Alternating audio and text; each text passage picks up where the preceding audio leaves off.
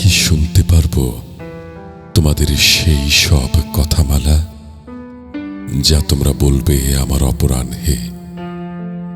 আহা, কত বিদীর্ণ করেছি তোমাদের বুক, নক্ষত্রের রাতের ব্যতিভেদ করে ভেসে উঠে পৃথিবীতে আমার করা যত সব পাপ। তাদের দেখে দেখে লজ্জায় অবনত হয়েছে চন্দ্র, সূর্য আর তারাদের দল।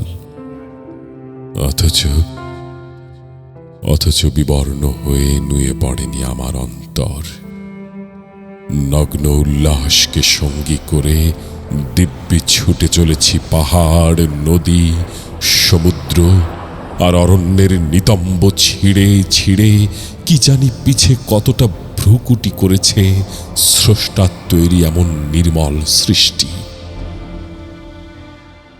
এ সফর একদিন থামবে নিথর হয়ে। এখন যে বসন্ত দেখো, তাহা আমার জন্য নয়। ক্ষমা পেলে এর হৃদয় হয়ে উঠত বসন্তময়, ধাবমান শেষ ট্রেনের হুইসেলের মতো। আমি যদি বলে যেতে পারতাম, বন্ধু বিদায়,